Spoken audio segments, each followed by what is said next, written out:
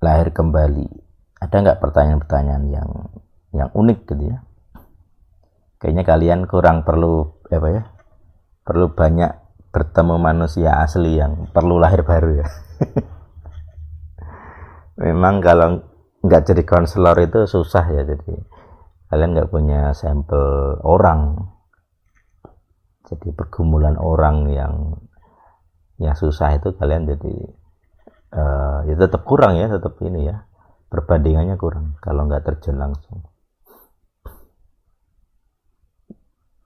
Tapi ya kalau saya paksa ya pasti sulit kan, tidak sanggup juga ya. Makanya saya bisa paham karena data yang saya miliki ada banyak gitu, jadi ada banyak orang yang sampel-sampelnya bisa saya pakai gitu ya. Jadi kayak statistik, jadi kalau statistik kan semakin banyak sampel itu polanya makin jelas gitu. Kalau statistiknya sedikit kita sulit gitu. Kalau statistiknya banyak kita bisa pede, oh ya memang begitu ya gitu ya. Kalau enggak ya cuma jadi teori saja.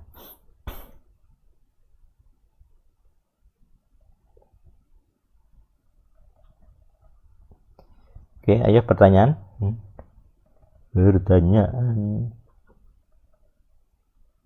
Komentar. Aku Ya.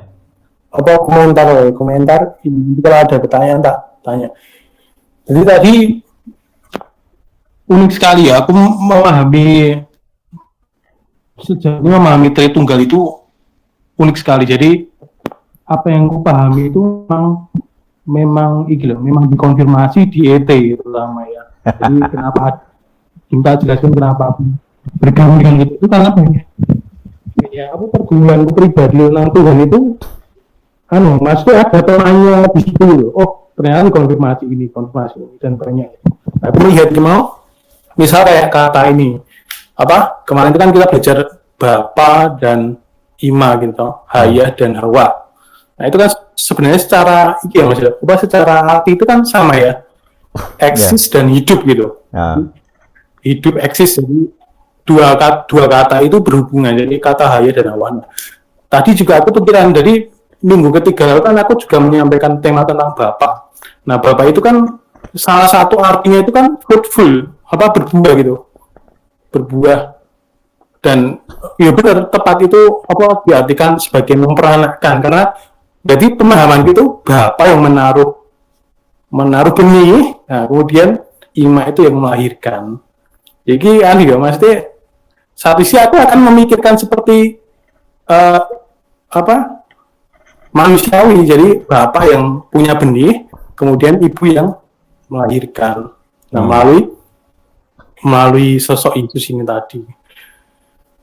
Kemudian aku tadi juga mengamati kan, memang aku kemarin kerjain tesis itu memang dapat banyak hal, jadi hampir di Yesaya 36 itu dari kejadian, masih dari awal penciptaan sampai kedatangan Tuhan kembali. Nah itu terbahas di situ loh. Nah salah satunya tadi tentang Roh Kudus. Memang Yesaya 11, 36, 37 itu, atau kitab Yesaya ya secara umum itu memang menubuatkan tentang Roh Kudus. Nah tadi dikatakan ini aku menanggapi yang tadi ya Mas, yang Ima Roh Kudus itu air itu loh. Nah sebenarnya itu sudah disinggung juga di Yesaya 36 ayat 25. Jadi aku kan memercikkan air jernih.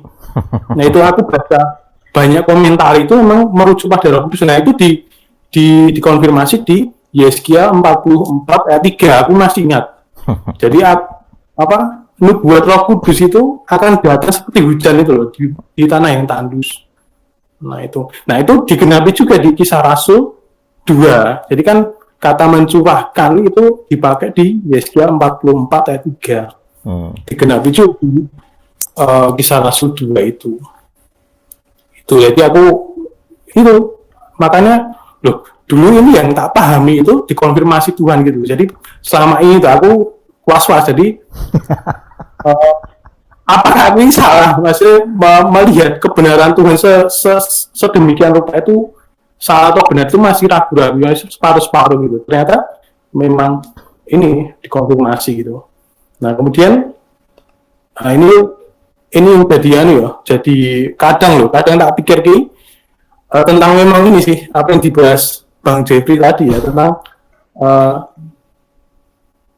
apa ada satu sisi diriku tuh yang emang ragu gitu loh. Itu sering jadi aku terpilih atau tidak gitu. Maksudnya kan aku semakin melihat kebenaran itu kan justru makin itu masuk apa buatku semakin takut gitu loh. Kok ini ya maksudnya kalau Tuhan itu satu sisi kok memang sudah mempersiapkan itu jauh-jauh hari gitu. Apa nama-nama yang sudah terpilih bahkan di Efesus itu kan di Efesus 1 aku masih ingat itu kan sebelum bumi dijadikan kemudian sejak semula jadi kamu sudah kupilih dan sebagainya itu kan membuatku lah ini gimana ya dan maksudnya satu sisi aku takut tapi satu sisi aku merasa bersukacita karena memang di Yeskiel, di Yeremia, di Yesaya tadi kan janji Tuhan itu kan aku akan menyatakan diriku kepada bangsa-bangsa. Jadi bangsa-bangsa itu akan mengenal aku Tuhan, Yehuwa gitu. Nah aku merasa bersyukur ya aku salah satu orang yang disebut di situ. Gitu. Ya aku pede ya karena aku yakin gitu, sudah fix bahwa Tuhan yang ini adalah Yehuwa ini adalah Tuhanku begitu. Nah sisi lain aku merasa ketakutan juga. Jadi ternyata di sekitar kita, maksudnya aku ke gereja dan sebagainya, aku tuh masih berpikiran, wah, mereka ini memuji Tuhan tapi bukan Tuhannya, kemudian mendengarkan firman Tuhan tapi yang disebut itu bukan Tuhan dan lain sebagainya. Jadi aku jadi merasa sukacita dan takut itu secara bersama-sama gitu. Itu sih itu yang kualami sejauh ini ya gitu. Sebenarnya ketakutanmu itu hal-hal yang berkaitan dengan bipolar yang sering gue bahas gitu. Jadi kalau kamu nanti berada pada level apa istilahnya ya, orang Jawa itu lerem gitu. Jadi begini, jiwa kita ketika mengenal kebenaran ya takut. Sama seperti kalau menggunakan metode test power, ada takutnya. Kue dewi so kena, takut juga dengan dampaknya, karena bisa skala besar. Tapi kalau sudah terlatih, gitu ya, aku nggak tahu ya istilahnya terlatih atau apakah jiwa kita akan sinkron dengan roh kita, sudah nggak ada. Kita akan dikuasai roh kita. Jadi jiwamu itu sudah nggak ada ketakutan.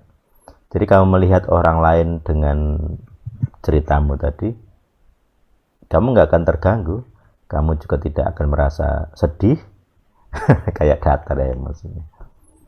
Ya sudah mau gimana gitu ya. Itu pilihan orang, makanya tadi dibahas kehendak bebas ya ada bagusnya. Itu pilihan orang, kita nggak iso intervensi, kita hormati.